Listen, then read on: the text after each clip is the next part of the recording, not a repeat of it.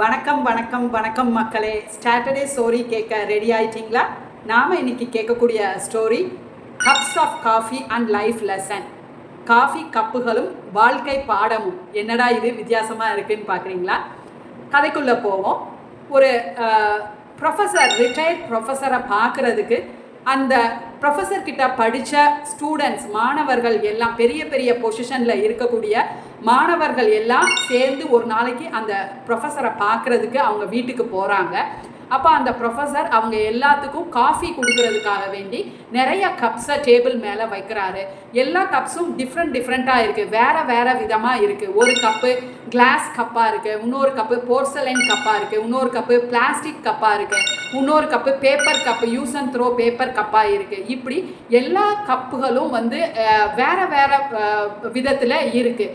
அவர் ஒரு கப்பாக அவர் காஃபியை அதில் விடுறாரு. அந்த ரிட்டையர்ட் ப்ரொஃபஸர் ஒரு கப்புலையும் காஃபியை விடுறாரு. அவரோட மாணவர்கள்ட்ட காஃபி எடுத்துக்கோங்க அப்படின்னு சொல்கிறாரு. ஸோ எல்லா மாணவர்களும் நல்லா அந்த விலை உயர்ந்த கப்பாக இருக்கக்கூடிய அந்த கப்புகளை தான் செலக்ட் பண்ணி எடுக்கிறாங்க.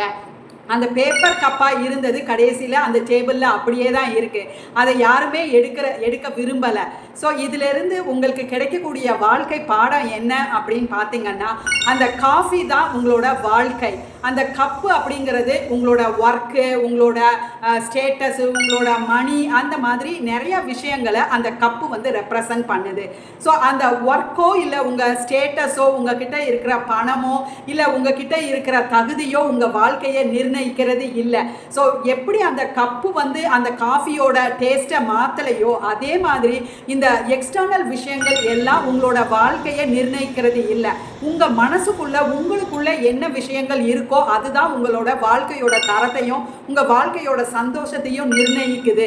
அதுதான் இந்த ஸ்டோரியோட மாரல். இந்த ஸ்டோரி உங்களுக்கு பிடிச்சிருக்கும்னு நினைக்கிறேன். ஸோ இதை பற்றின கமெண்ட்ஸை நீங்கள் போடலாம். நன்றி. மற்றும் ஒரு இன்ட்ரெஸ்டிங்கான கதையோட அடுத்த வாரம் சந்திக்கிறேன். நன்றி.